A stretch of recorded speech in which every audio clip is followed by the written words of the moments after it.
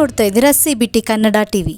ಕೆಆರ್ಪೇಟೆ ತಾಲೂಕು ಕಿಕ್ಕೇರಿ ಹೋಬಳಿ ಆನೆಗೋಳ ಪ್ರಾಥಮಿಕ ಕೃಷಿ ಪತ್ತಿನ ಸಹಕಾರ ಸಂಘದ ನೂತನ ಆಡಳಿತ ಮಂಡಳಿಯ ಚುನಾವಣೆಯಲ್ಲಿ ಸಾಲಗಾರರಲ್ಲದ ಸಾಮಾನ್ಯ ಕ್ಷೇತ್ರದಿಂದ ಸ್ಪರ್ಧಿಸಿದ್ದ ಜೆಡಿಎಸ್ ಯುವ ಮುಖಂಡ ಬಿಎಂ ಕಿರಣ್ ಸೇರಿದಂತೆ ಎಲ್ಲ ನಿರ್ದೇಶಕರು ಅವಿರೋಧವಾಗಿ ಆಯ್ಕೆಯಾಗಿದ್ದಾರೆ. ಆನೆಗೋಳ ಪ್ರಾಥಮಿಕ ಕೃಷಿ ಪತ್ತಿನ ಸಹಕಾರ ಸಂಘದ ನೂತನ ಆಡಳಿತ ಮಂಡಳಿಯ ನೂತನ ನಿರ್ದೇಶಕರಾಗಿ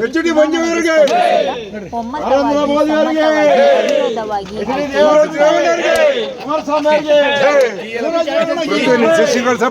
ಲವಂಗ MLL ಗೌಡಂಗ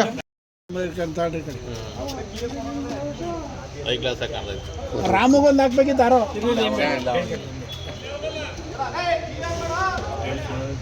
ಒಂಚೂರು ಹತ್ರ ಬರ್ಬೇಕು.